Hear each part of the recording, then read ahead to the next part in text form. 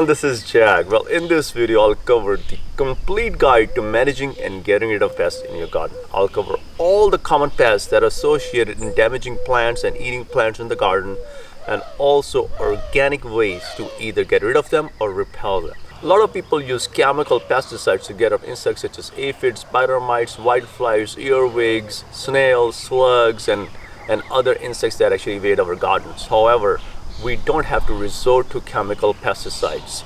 These are some of the secrets I'm going to share with you that pesticide companies wish you don't know, because all of these secrets are organic and they work against every single one of these insects. And the best part, you don't hurt the beneficial insects such as ladybugs and lacewings and honeybees. So let's get started. The very first category of insects that I want to cover are soft body insects such as aphids, whiteflies, and spider mites. And for that, neem oil with pure castor soap works wonders. Aphids are one of the most common pests in the garden. You can see aphids forming in groups on the stems of your plants. There are many different kinds of aphids, such as black aphids and green aphids. Aphids like to hide under the leaves right near the stem of the plants. If left unchecked, aphids can really get hold of your plants and even end up killing your plants.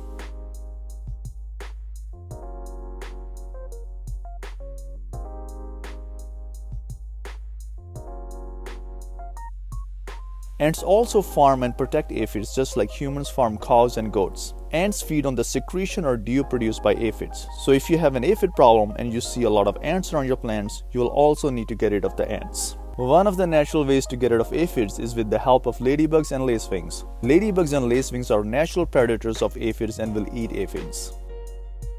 Ladybugs live for 1 year, and one ladybug can get rid of 5,000 aphids in its lifetime.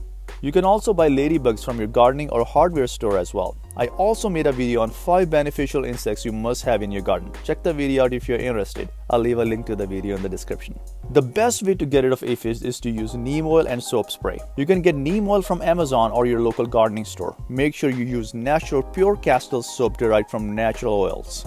Mix 1 tablespoon of neem oil and 1 tablespoon of soap to 1 gallon of water, which is about 3.7 liters. If only using neem oil or soap, use 2 tablespoons to 1 gallon of water.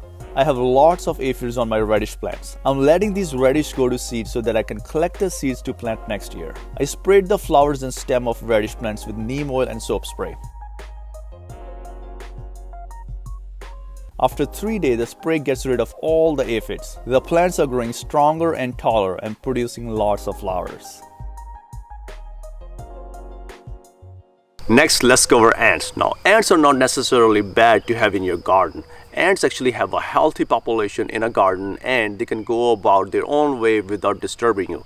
It's only when the population becomes too huge, or they start to farm aphids on your plants, or they create a lot more problems in your garden, that you have to take action against ants. And there are 2 things that work really well against ants. It's diatomaceous earth and cornmeal. Diatomaceous earth is made from mining the fossils of hard-shell creatures called diatoms. Sprinkle diatomaceous earth on the ground around ant hills. Diatomaceous earth gets rid of ants because it physically cuts the insects with exoskeleton. Cornmeal is readily available in supermarkets and cheap remedy for ants. Ants treat cornmeal as food, however, ants cannot digest the cornmeal. Cornmeal is very effective against reducing the population of ants.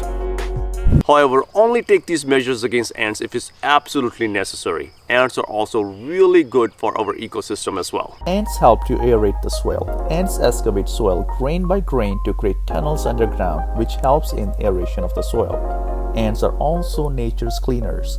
Ants get rid of dead leaves and dead insects. Other hard-shell insects besides ants that invade our garden are beetles and squash bugs or stink bugs. Now, squash bugs or stink bugs are absolutely notorious and they can destroy gardens in no time, and they breed like crazy as well.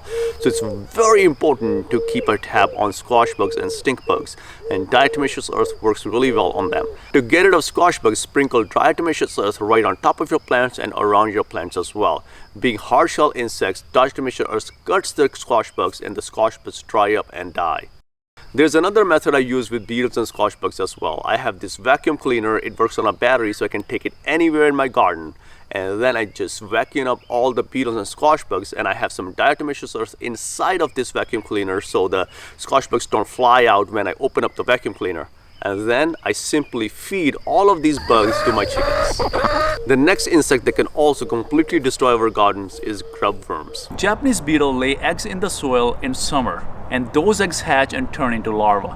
When they turn into larvae, they dig deeper into the soil and then they start eating the roots of the plants.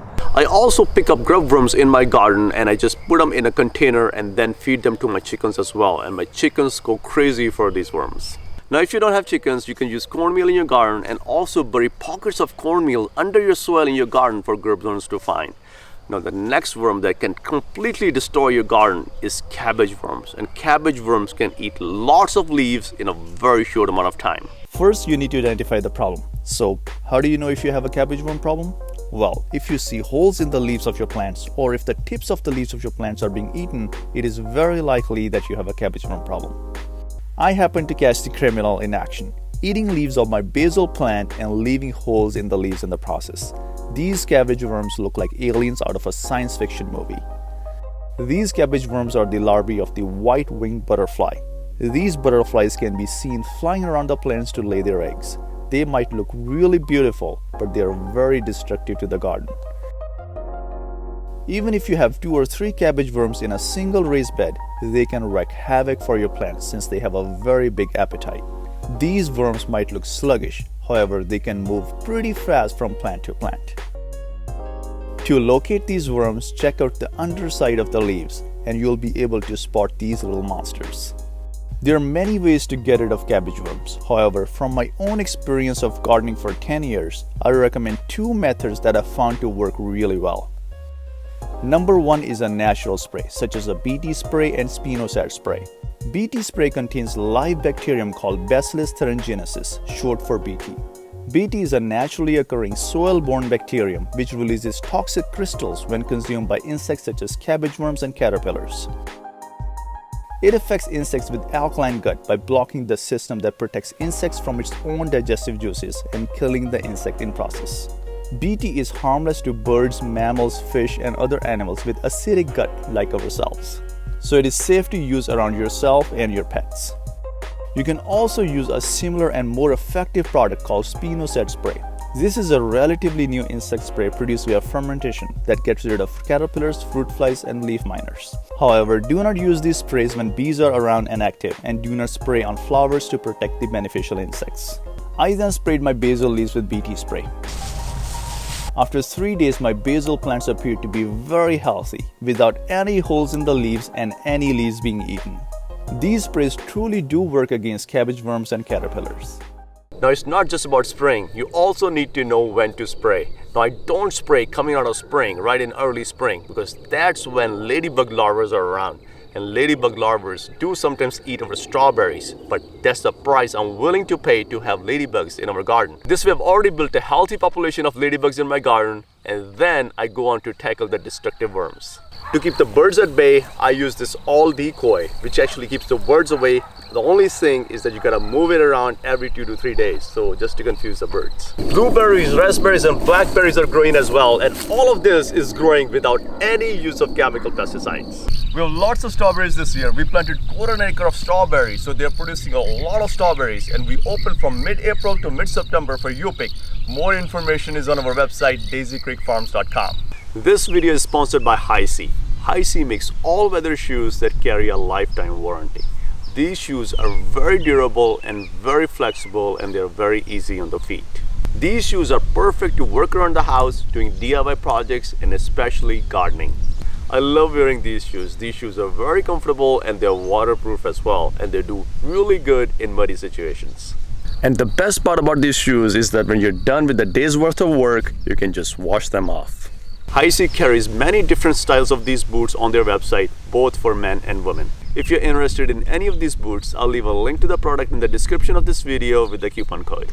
Now the next insect that can cause a lot of damage in the garden is earwigs, and it can be really hard to get rid of earwigs organically. However, you can use iron phosphate to get rid of earwigs. If the leaves of your plants such as beans, peas, peppers, or basil, if the tips are being eaten or it's been eaten from tip down, it's most likely earwigs, especially if the leaves are really close to the ground. Now I have lots of these bean plants and the leaves of these bean plants are being eaten, and I don't see any earwigs. That's because earwigs are nocturnal, so you're not going to see them during the day, and they're really good at hiding. So what you want to do is place a piece of cardboard or a brick or a piece of wood down, and then lift it up during the day, or go out in your garden at night with a flashlight and see if the earwigs are really eating your plants. You can buy iron phosphate in granules like these from any garden center under many brand names. Sprinkle the iron phosphate around your plants to get rid of earwigs. Iron phosphate is harmless to mammals, birds, earthworms, and many other beneficial insects.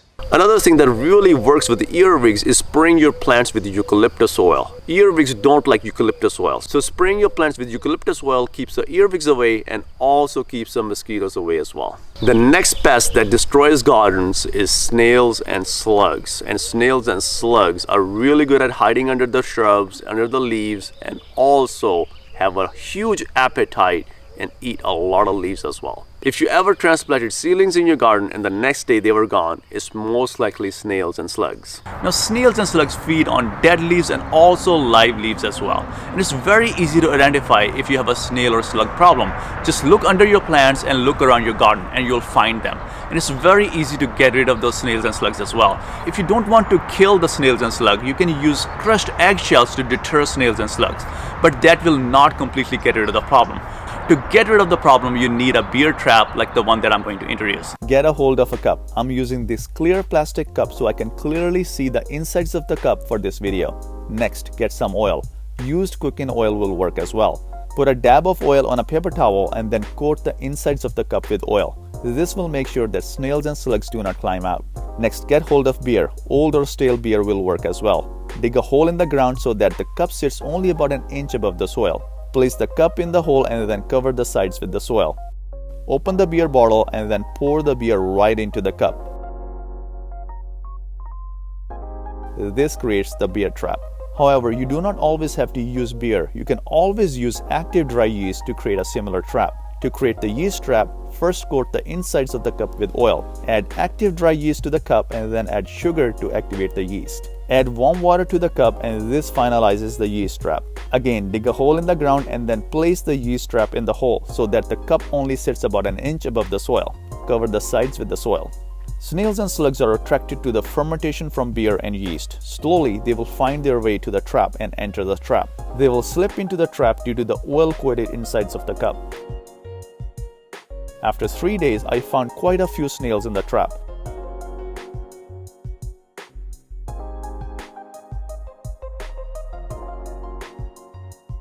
These traps seems to be working well to get rid of snails. There are at least 5 to 6 snails caught in each trap. In addition, iron phosphate works really well to get rid of snails and slugs as well. Another technique that works really well in the garden to deter and repel insects is using spoiled milk as foliar spray.